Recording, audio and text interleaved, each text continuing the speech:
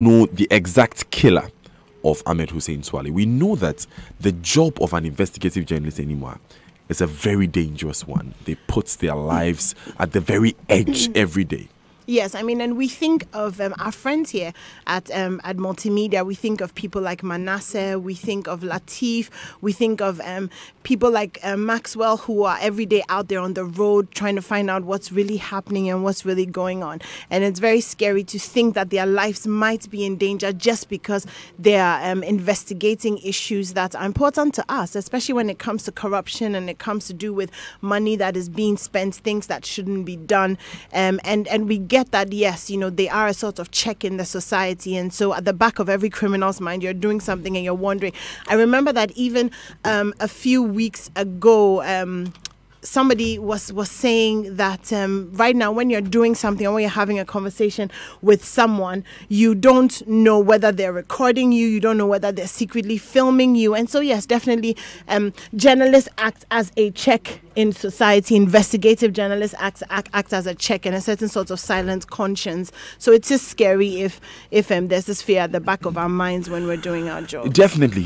And Manasseh Azuri-Awuni will soon be joining us in the studio. He is also an investigative journalist who himself has really been put in a line of danger. And I think with Jamal Khashoggi more recently, there is a certain sort of fear, as it were, about really getting to some sorts of issues, the kinds of people you can touch, the kind of conversations you can have. And because we know that there are powers that be, and so there's a certain element of danger. I think that the society must have a protective feel of journalists, particularly investigative journalists, not just because this is the work I do, but because the result of what we do and what our colleagues do every day stare at us in the face. Every day, people text in and call in and let us know things that are bothering their very lives, things that border on their livelihoods, their homes, basic things like access to utilities. And these are people who take those questions to those who matter. Now, the reason why it is difficult for you to access a higher authority to get an answer to your question, that's the reason. That is why a journalist must be protected.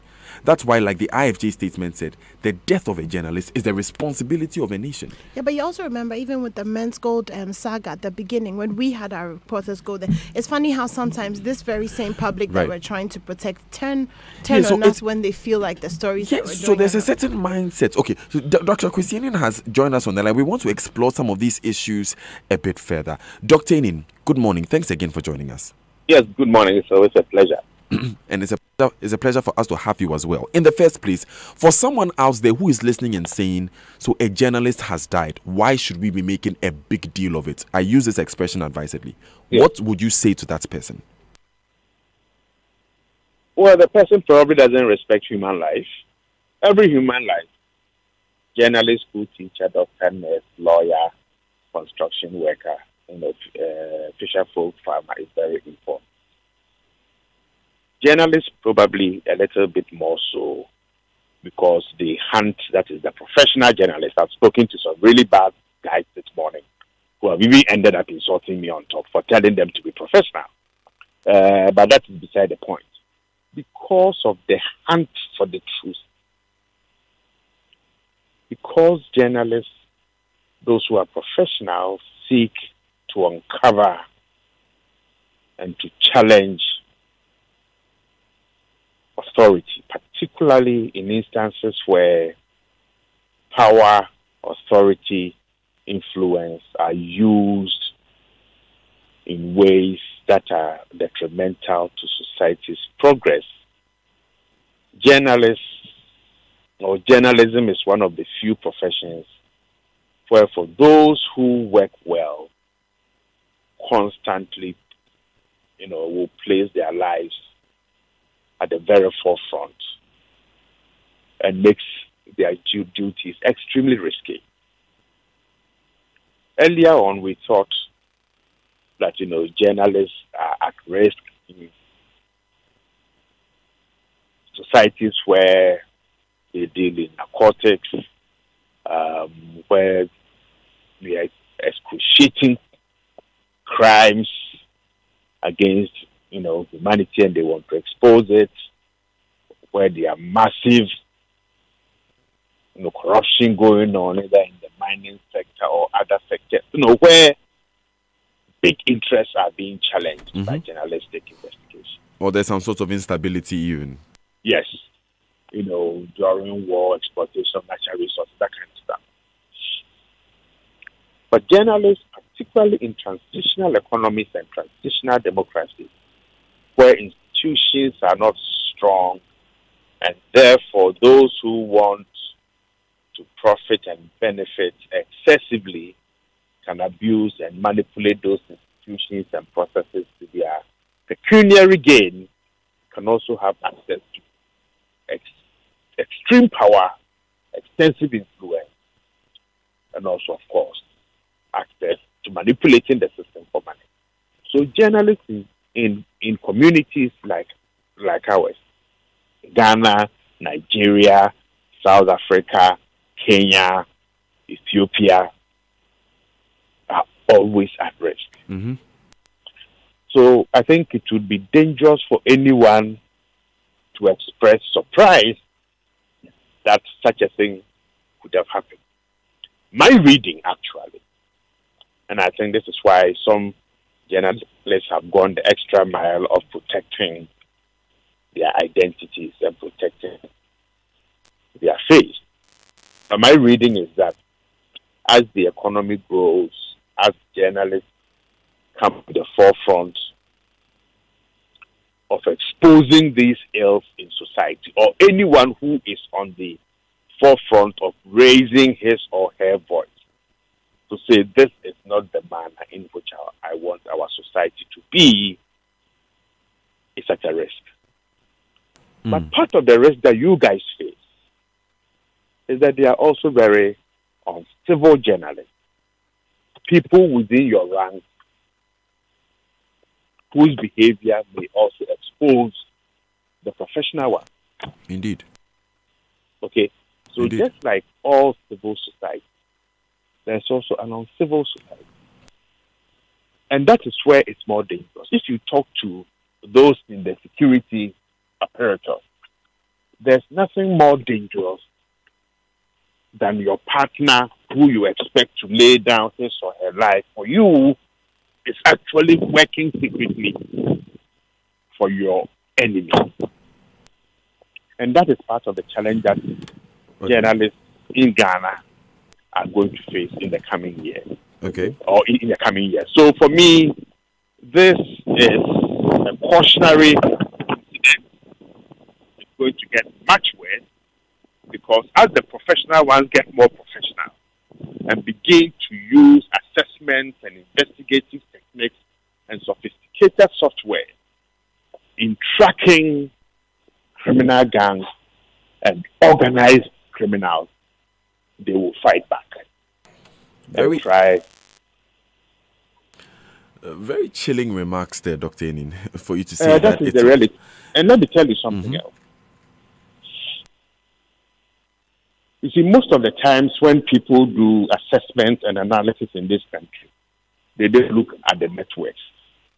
Look, we are getting access to simple IBM software that when you put in seemingly disparate information, the software then draws linkages and possible networks among these seemingly disparate information.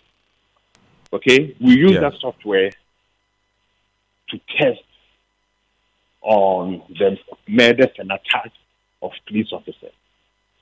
And it was fascinating the kind of data it generated.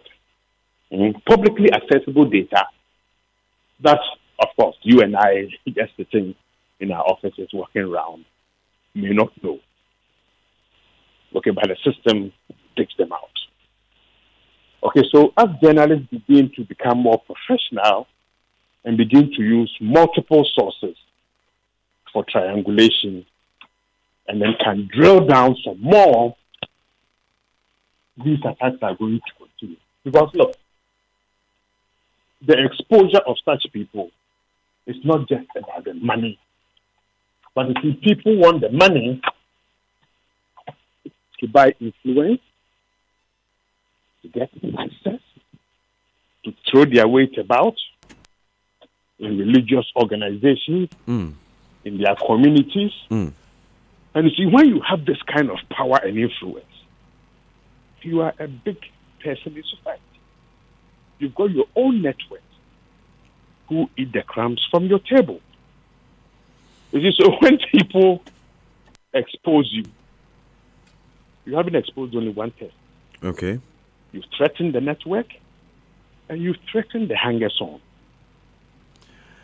So, Doc, as alarming as the situation is, one element of the conversation has come which we honestly cannot ignore, which is the fingers that have been pointed at Mr. Kennedy Agyapong, asking that at least he is questioned, considering the statements that he made in the past.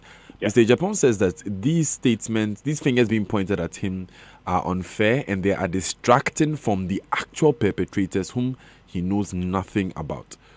From where you sit, what do you make of this reaction? You see, I think it is crucial, first and foremost, from where I sit, and I've been saying this since yesterday morning, is to depersonalize the rationales, the multiple rationales that drove people to do what they did. Now, and you see, it may not be too smart to say some of the things on radio, on live radio. What we are looking for, and I think I just briefly saw the front page of Daily Graphic, but I didn't buy it. I didn't have 5 CDs or whatever in my pocket. But you see, the pictures that were taken, I didn't see that his car or the area around his car had been cordoned off. Probably I didn't see it closely, but if you have Daily Graphic, you can check. Yes, I have it in front of me. Yeah. If you give me a moment, the Daily Graphic. Yeah. Yes. I think the front page also. The front page of the Daily Graphic. Yeah. Okay, Doc, you go ahead whilst I pick it out for you. I mean, that picture. The picture I'm seeing the car hasn't been cordoned off, but you go ahead. I'll check it. If the car has not been cordoned off, because by the time that picture was taken, that is, if it's the car that he was using that night, then that is the first mistake that gives the criminals probably a 50% chance of escape. Now, okay, so Doc, the Daily Graphic. Okay, I think maybe you are referring to the Daily Guide, because the Daily Graphic has just a picture of Ahmed Swale. The Daily Guide, which is what I was looking at, has a picture of the car, yes, but it's not cordoned off. Okay. Yeah. So there ought to be a crime scene tape around the area around the vehicle, because that is where the forensic guys will start from. Yeah. You see, cordon off the place, because dependent on the number of shots that were fired, there may be casings on the floor. It's crucial that we know the position and the placement of those casings. You see, and because those who commit these crimes are networked professionals and smart, every single technical mistake or oversight that takes place gives them an edge in escaping. Okay. So we are going to see some difficulties in tracking down these guys. Okay. It serves a very easy, useful purpose to point fingers at somebody as a strategy to divert attention from possibly the real culprits. And this is where a network approach is important and is crucial. An operational assessment approach becomes crucial in saying, how do we look at the potential options that we have available? So, what kind of work has this guy done over time? So that is actually one of the first questions that we need to ask. Okay. who or what interest groups may he have offended, either individually or together with his team. Okay. You see, so you would notice that as you say, look, this guy worked with Group A, and you begin to say, who are the members of this group? What were their interests? What are their networks? It begins to expand gradually.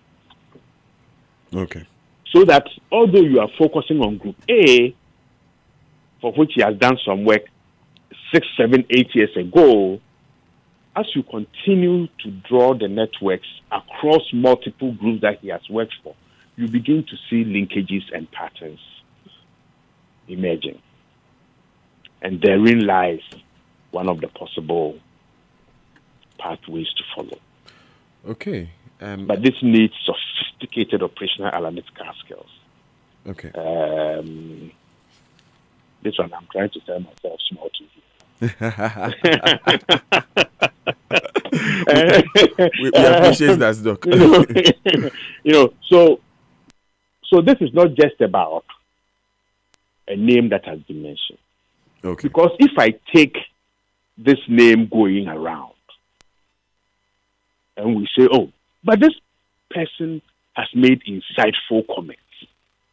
Chief, if we look at the insightful comments made against journalists from the 2012 elections, of which people were ministers and our ministers, deputy ministers and members of parliament sat on boards, and the comments and insightful statements made for the 2016 elections, then I think we need to be careful because, look, insightful language and violent language has not become a currency in this country. But to the extent that something has happened, yeah, and this one was widely circulated, and something has happened. That's why I think a lot of attention is being paid to this one. But Doc, you make a very strong point, and again, thanks for selling yourself in your own words to us this morning. Thank you so much for your time. It's always a pleasure having your insight on these issues. Dr. Kwesi Aning is the head of peacekeeping and training at the Kofi Annan International Peacekeeping, it's head of faculty, at Kofi Annan International Peacekeeping and Training Institute. We are talking about the unfortunate death of Ahmed Hussein Swale. And in simple terms, Dr. Aning believes that the death of a journalist should be a worry to us all, particularly when we are in an economy that is developing, because journalists challenge people who entrench themselves with money and power. And he also says that it's not fair to sort of personalize what has happened to Ahmed Hussein Swale. The police should expand the scope beyond this one individual, Kennedy Agyapong, and investigate further into who Ahmed Hussein Swale may have had dealings with, whom he may have investigated in the past, and look at exactly who could have been responsible for this. I'm going to go back to the first point he made, talking about how journalists challenge the status quo and challenge power and influence. One of the people who has done that repeatedly in the country is Manasseh Azuri-Awuni, and he joined us in the studio. Good morning, brother. Good morning, Dan. Let me ask, were you scared when you heard what happened to Ahmed Swale? I must say no. If anything, it has strengthened me. I always say that, look, as human as we are doing this work, you are afraid of danger and all of that, but getting scared means you are giving them the opportunity to do more. And as I sit here, there's no guarantee that when I'm driving home after work today, I'll not crash and die. I can fall sick and die. So for me, it would be better to be killed for standing for the truth than dying in a car crash. It's a very brave statement. Yes. And Manasseh, I will refer to a conversation we had some time ago. You said you met someone who told you he had wanted to do something to you, to harm you in some way. Yes, that was 2016, and the person is a very powerful person that I had in Chi. The person spoke in Chi. I had we're in a group. I had planned to do something to him, but now that he's come home or he's part of the fraternity, then, well, he's a friend. So the truth of the matter is that when you are into this work or job, you know it will be too naive to believe that, or to go about thinking that people wouldn't hate you, people wouldn't plan evil against you. And sometimes it is not only about the people you expose, but some people are even far away from them who may not even have their permission to do what they do. And that's why I think we should open this. They are the obvious people we should be questioning, but also we shouldn't rule out anybody in this investigation. We should go everywhere, even where he worked. Within his organization. Within his organization, we should ask questions. So we shouldn't narrow it. People like Ken and others, I am one of the people who believe they should be questioned because of what they said in the past. So there are sometimes the obvious suspects and then the hidden suspects. And with investigation, you may sometimes even realize that the best friend. There was this investigation I watched in Investigation Discovery on DSTV. Somebody lost the daughter. The daughter was killed. And then they did all the investigation, targeted people.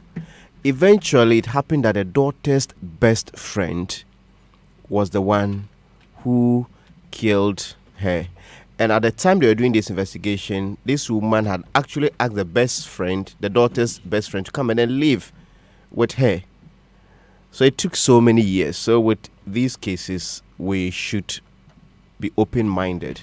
And I just hope the police would live up to expectation, so that when people know that they can kill and get away with it, that's when the impunity comes in. But if they do this and the police are able to get to the bottom of this, know that this is the person who did it, and these are the people behind him or her, it makes it easier for journalists to go about their duties, because people know that if I go and do anything silly, I would eventually be found out. Now, Manasseh, so we have your thoughts on this specific case now, but let me ask a candid question, and you've already referred to one in the scenario that I painted to you. Of course, let me just tell listeners that when this person who once wanted to harm Manasseh says you are now a member of the fraternity, it does not mean that Manasseh was compromised. Please, I just want to, it goes without saying, but I just want to put that out for people who may be thinking that. Well, the person said that because there was a meeting between, let me say, were four, and some of the people who were at that meeting, I said the people who were at that meeting were friends with this person. So this person, so because we have mutual friends, yes, that's the context in which was said. So how dangerous is the work that you do, Manasseh? Investigative journalism for me is journalism in general is dangerous. But when you want to go the extra mile to tell stories that will get people in jail, this JIDA investigation we did, 2 people have been imprisoned, and they have families, they have relatives, they have dependents, they have loved ones. So even beyond those people, there are others who are also hurt. This Dr. Ali Gabastin we did, where the case went to court, and some journalists went to court to even report the family members assaulted them because they were taking footages and other things. So if those who are just going to court to report the proceedings are attacked, then you can imagine the anger they would have against the one who actually went and investigated this in the first place. So people are, I don't know, people are very dangerous. And if you talk about corruption, this woman has written a book, the former finance minister of Nigeria, Okonzo Iweala or whatever the actual pronunciation is, she's written a book, and the title is Fighting Corruption is Dangerous. Because if you are not very wicked, you wouldn't do some of the things people do, some of the contracts they sign, the amount of money they would put on top. Means they are capable of doing anything. Former President Mahama said corruption is mass murder, and I think that is a very apt description of the act. You need to be extremely greedy, you need to be extremely wicked, you need to be extremely heartless to do some of the things people do against this country.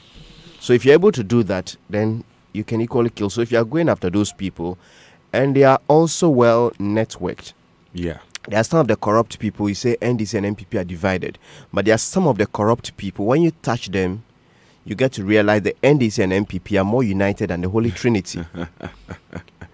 So that makes it even more dangerous. Even more dangerous. Manasseh, beyond the example that I gave, which was something we mentioned in personal conversation, what are some of the dangers you have been exposed to in your line of work? The dangers, for security reasons, you cannot speak about everything on air. Okay. But I remember... Because some of them are still live. Yes. I remember last year, for instance, we've had a cause to report to the police, CID, and this was a threat that came in the form of a text message. Unfortunately, nothing has been heard of it. I was referred to the head of cybercrime.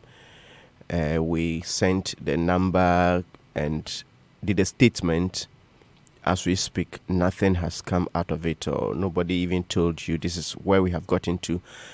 So the dangers are very many, but talking about them, I don't know, it may scare people who would want to go into investigative journalism, but generally you do your work knowing that let me do it as honestly as I can and trust God to protect me. Okay, this is the point where I try and push Manasseh for a clear answer on some of the dangers, but this is what you would have done to someone if you were asking the person about dangers and the person didn't want to give you some. But I'll oblige you. I mean, I understand where you're coming from.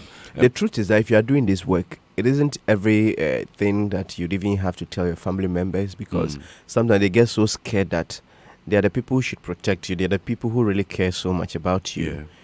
So if you want to speak about everything, then you find them almost always cautioning you. And I think this work, to do it, it is a mind game. Mm-hmm. You have to psych yourself up that this is what it is. These are the dangers.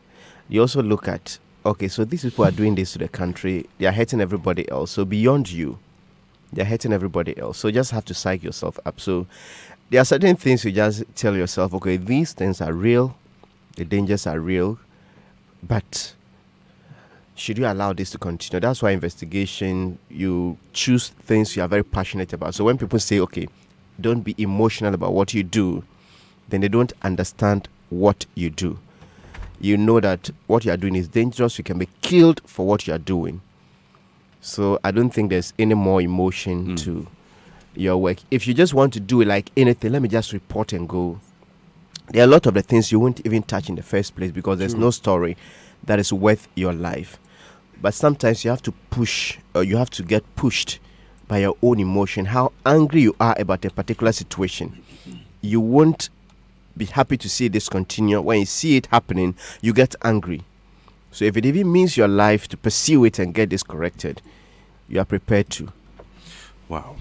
Manasseh Azuri-Awuni, investigative journalist, head of investigations here at Joy News, and he's also a man who places himself in the line of danger every single day, sharing with us the reality of what he does. Manasseh, thanks so much for joining us this morning. You're welcome. You're still live on the Super Morning Show on Joy 99.7 FM. It's 28 minutes past 8. I told you earlier, today we'll be hearing from Dr. Johnson Esiama. He's the former deputy governor of the Bank of Ghana, because he's here to answer two critical questions. Of course, he's not here. This is a conversation that Raymond Akwa had with him on Upfront, and we are bringing that back to you. And he answered two critical questions. What did you do? Did you exhaust every power within your ambit in dealing with the banking saga and Men's Gold? We'll be hearing his answers to those questions after this. I wake up in the morning, it's a new day, and I got bills that I have to pay. Now you're running late.